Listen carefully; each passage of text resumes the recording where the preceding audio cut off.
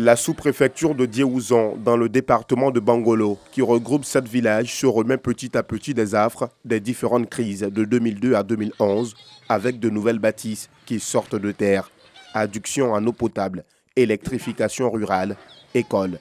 Cependant, tout n'est pas rose à Diéouzan. Hormis l'accès difficile, Diéouzan a mal à son centre de santé. Le plateau technique est défectueux. Les 3/4 des lits d'observation et d'hospitalisation des patients sont hors d'usage. La plus grande difficulté, c'est la prise en charge des patients dont les cas nécessitent une évacuation. La principale difficulté, c'est le manque d'ambulances. Nous sommes à 40 km, on peut dire 80 km en aller-retour du département de Bangolo, là où se trouve notre hôpital de référence. Et quand un malade doit être évacué, c'est que c'est une situation grave, on peut dire comme ça. Et ce patient-là, qui est dans un état grave, doit être mis sur moto, attaché à son parent pour pouvoir aller à 40 km. Franchement, c'est déplorable. Les femmes enceintes surtout. Le gouvernement seul ne peut pas tout faire, d'où le don de l'un des cadres de Diéouzan d'une dizaine de matelas et des ventilateurs brasseurs au centre de santé. On ne fait pas la politique. Moi, je suis militaire, je ne fais pas la politique. Donc, nous faisons pour ce qui est bien pour nos parents. Nous allons poser des actes qui vont arranger nos parents. Et tous nos aînés n'ont qu'à venir se joindre à nous pour arranger notre village. Quelqu'un ne peut pas quitter ailleurs pour venir arranger ton village. Le chef de Diéouzan n'a pas manqué de traduire sa gratitude aux bienfaiteurs avant de lancer un appel à l'endroit du gouvernement. Vraiment, qu'on change le dispensaire de Diéouzan en un hôpital. Nous manquons de tous les éléments d'examen. Un homme qui est malade a besoin d'être examiné. Le sel, le sang, l'urine, pour savoir réellement de quoi il souffre.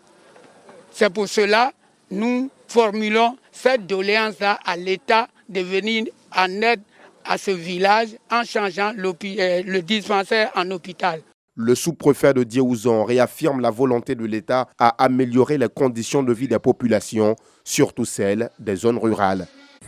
Depuis l'année 2019, le président de la République a mis en place un programme que nous appelons PCGouv pour l'aménagement et la réhabilitation de toutes les structures étatiques dont fait partie les centres de santé en Côte d'Ivoire. Et le centre de santé de Diéouzan fait partie du programme du chef de l'État. Ce centre de santé fera bientôt peau neuve. Diéouzan aspire à être l'un des wagons du train de développement, à l'instar de plusieurs localités du pays. Le réseau des dynamiques institutrices de Côte d'Ivoire, REDICI, met à profit les congés de printemps pour renforcer les capacités de ses membres. Lors d'une conférence, Jeannette Kwame-Aka, sous-directeur du préscolaire et du primaire à la direction des écoles, lycées et collèges, a instruit l'Assemblée d'institutrices sur le thème « Les attributs et compétences nécessaires aux membres des bureaux régionaux pour un meilleur fonctionnement du REDICI dans les sections locales ». Une communication axée sur 3 points fondamentaux. Les différents points que nous avons touchés, c'est le leadership, la communication et puis la promotion et la vulgarisation du réseau. Essentiellement, c'est de ça que nous avons parlé. Il est important qu'en tant que leader, qu'elles respectent leur autorité, qu'elles respectent la hiérarchie, qu'elles soient ponctuelles et assidues, qu'elles soient de véritables exemples dans leur région, qu'elles aillent vers leurs autorités, qu'elles puissent vraiment suivre les conseils que les autorités donnent et se faire connaître de toutes les parties prenantes qui sont dans les régions. La présidente du REDICI, Emma Nadège Diabagaté, n'a pas caché sa satisfaction de voir les institutrices répondre à l'appel, elles qui sont venues de toutes les régions de la Côte d'Ivoire pour s'instruire. Le RAID ici existe pour elle. Nous croyons que si nous sommes ensemble, nous pourrons non seulement faire la promotion de l'institutrice, mais nous pourrons nous rendre plus dynamiques par des renforcements des capacités. Aujourd'hui, nous assistons à une séance de renforcement des capacités pour voir comment est-ce que nous serons vraiment outillés, nous aurons plus de compétences pour travailler sur le terrain. Au sortir de cette formation, nous avons compris encore plus comment gérer nos différentes institutrices en région. Parce que ce n'est pas facile. Aussi, nous avons compris comment se comporter face à nos autorités en région. Ce que j'ai retenu, c'est que ce sont le respect des chefs hiérarchiques par rapport à notre différentes tâches. Il faut dire que cela m'a beaucoup marqué. Et au sortir de cette conférence, nous allons y mettre en application. Né le 19 juillet 2018, le RAID compte à ce jour plus de 16 000 adhérentes et dispose désormais d'un bulletin d'information qui paraît tous les trimestres. La cour du groupe scolaire Tanon Amanko, transformée en un temple festif, le temps d'une journée culturelle. Une journée culturelle pour permettre aux élèves de cet établissement de décompresser après quelques mois de travail acharné. Mieux, leur permettre de se frotter aux réalités culturelles africaines.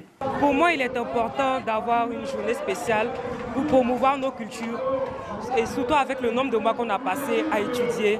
La journée culturelle, c'est pour que nos apprenants arrivent à s'imprégner des activités culturelles. Et puis,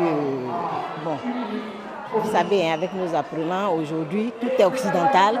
On aimerait bien qu'ils sachent ce qu'ils ont dans leur culture, leur propre culture. Au menu de cette journée, un concours gastronomique, puis une compétition pour mettre en exergue les spécialités culinaires africaines. Du riz au soumara, au foutou banane, en passant par la sauce feuille, les élèves de cet établissement ont su faire montre de leur savoir-faire culinaire. Moi, je propose du foutou avec de la sauce pistache. C'est une nourriture faite lors des grandes cérémonies en pays à Caen. Je propose du soumara à l'Afrique. On la trouve principalement en Guinée, chez les Malinké. J'ai appris à faire à la maison parce que je suis guinéenne. On mange ça très souvent à la maison. C'est ma maman qui m'a appris. Aujourd'hui, nous avons comme activité le concours culinaire des plats africains pour amener nos enfants à s'intéresser aussi à la cuisine à la maison afin de pouvoir prendre en charge demain de leur foyer. Autre temps fort de cette journée culturelle, un défilé en tenue traditionnelle africaine. La journée culturelle de cet établissement scolaire est à sa 2e édition. Elle concerne les élèves de la maternelle à la classe de terminale.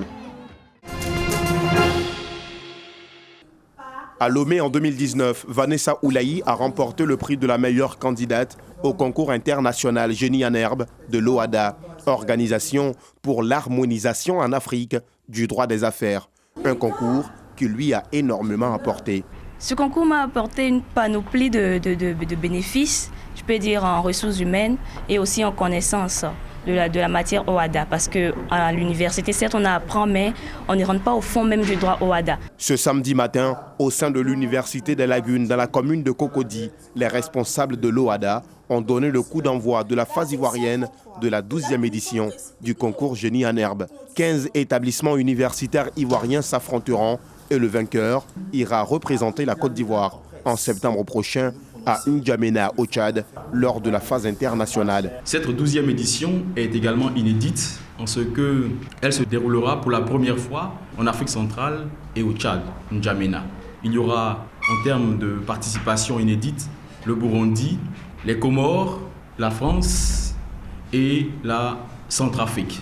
La phase ivoirienne du concours Génie en herbe OHADA aura lieu à Abidjan du 22 février au 22 mai prochain.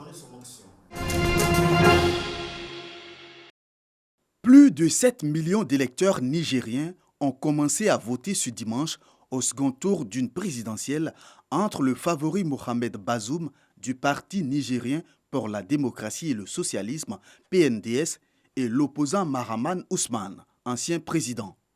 Bazoum avait récolté 39,3% des suffrages au premier tour, Ousmane presque 17%.